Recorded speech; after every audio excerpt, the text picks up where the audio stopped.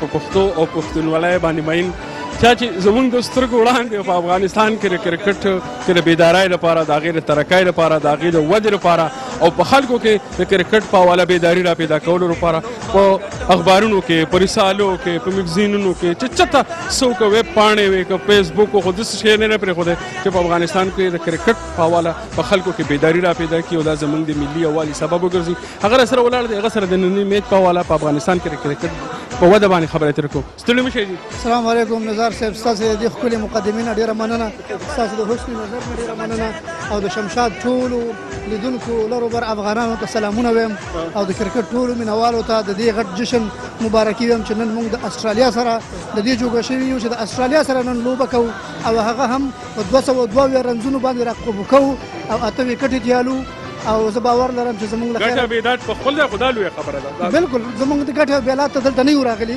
موږ دې دپاره راغلي چې دنیا ته دا وښایو، دا نمایش وکړو چې یاره افغانان دې ځای ته راورسېدل، د افغانستان بیرغ دې ځای ته راورسېدو چې په زرګونو خلکو کې ورپېږي، په دنیا کې خلکو ګوري او د استرالیا په میلیونونو ولس هم دا وګوري چې افغانان د دې جوګه دي چې د نړیوالو سره اوږه په اوږه باندې هم لوبې وکړي، هم خبرې وکړي، هم ورسره سبقونه ووایي او هم د هغوی سیالان وګرځي. ته نننۍ لوبه څنګه وه ستا په نظر کې؟ تاسو چې څومره استرالیا به څومره سکور وکړي موږ ته؟ زه خو په دې په تمه وم چې استرالیا به کله شروع کوي، تا ته مې هم وویلې چې دا ټک ټوک به کله شروع کوي چې موږ به ښه ټسوي که نه، نو خو زموږ بالرانو هغوی پرې نه ښودل چې ډېره تېزه لوبه وکړي. زما هدف دا او زما فکر کوو چې د هغوی هدف به دا چې 300 نه ډېرې منډې وکړي، خو په 202 کې د هغوی را ایسارول ډېر غټ اچیومنټ، ډېره غټه لاسته راوړنه ده او زه خپل ټیم ته د دې مبارکي وایم. نن چې د افغانستان د ملي بیرغونه د ظلمو په لاسو کې د بوډاګانو په لاس کې ویني څه احساس لري؟ زه ډېر د خوشحالۍ احساس کوم. یو ورځ وه چې زه او الله نور سیلاب صاحب د افغانستان یو میچ ته تللي وو 4 کاله مخکې او صرف زموږ په لاس کې 2 بیرغونه او 2 جنډې وې، یو ما نیولې وه یو هغه نیولې وه او موږ هم ناڅاپي خبر شو. په دویم میچ کې موږ خلک راوبلل 18 کسان راله، په دریم کې 40 کسان راله، بیا یو وخت راغی چې موږ خلک رابلل او که نه رابلل خلک په خپله 15,000 کسان راغلي وو او د پاکستان په میچ کې خو 15,000 کسانو شاوخوا کې خلک راغلي وو او نن هم په زرګونه خلک راغلي دي. نو زه ډېر خوشحالۍ احساس کوم چې اوس یو بیرغ نه دی 2 نه دی او که څوک راځي که نه راځي، څوک خفه کېږي که خوشحالېږي، د افغانستان بیرغونه او جنډې به راځي او رپېږي به. تاسو یو د افغانستان کې د کرکټ په حواله یو میوزیم جوړوئ، هغه کومه مرحله کې دی؟ موږ تقریبا د 8 میاشتې وشو چې په دې کار کوو چې په افغانستان کې د کامې د ننګرهار د کامې په ولسوالۍ کې یو بنسټ تاسیس کوو. دا بنسټ پراخه دی، په دې کې نور پروګرامونه هم شته دي، خو یو پروګرام پکې دا دی چې موږ د کرکټ میوزیم جوړ کړو. موږ سره د خپلو ملي لوبغاړو اصلي توکي دي، د هغوی امضا کړي بیټونه دي چې په ورلډ کپ کې پې لوبې کړي، په نورو نړیوالو لوبو کې پې لوبې کړي، د هغوی کمیسونه دي، د هغوی کالي دي. نو موږ غواړو چې دغه ټول وساتو راتلونکو نسلونو لپاره. 1.5 کاله پس به بیا دا چا سره نه وي، دا به ډېر مهم وي. نو موږ غواړو چې په کامه کې په بنسټ کې د کرکټ میوزیم یو جوړ کړو، هم دا توکي وساتو او هم خپل د نوی نسل ته دا ملي سرمایه وساتو، دا ملي ثروت او دولت ورته وساتو او هم خلک را تشویق ورایولو چې وګوري د خپلو ملي لوبغاړو کارنامې د نږدې څخه په خپلو سترګو وګوري. ډېره مننه. د شمشاد ډېره مننه او د کرکټ د مینوالو ډېره مننه چې کرکټ یې خوښېږي. ډېره مننه.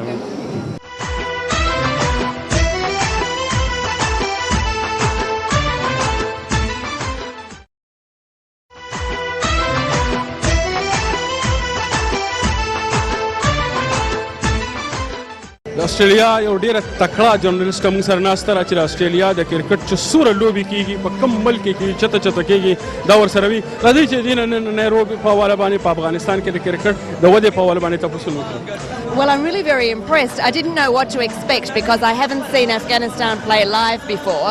But while I was living in Kabul these last few years, I kept an eye on the team and I watched their progress at international level, at the affiliate level they play worldwide. I think the opportunity that they've had to play against a team like Australia will be a great learning chance for them.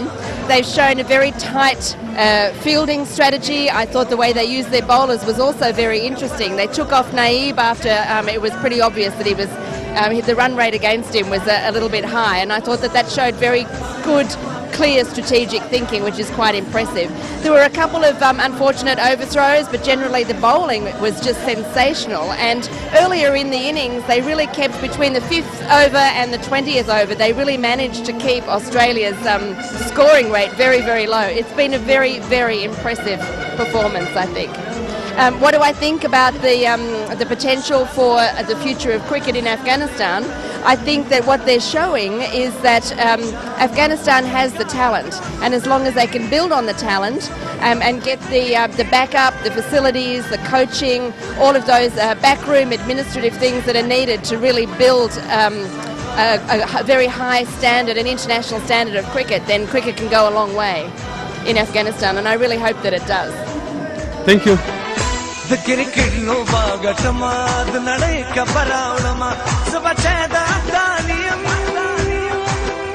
daya killaru pusa, safan yamafan, safan.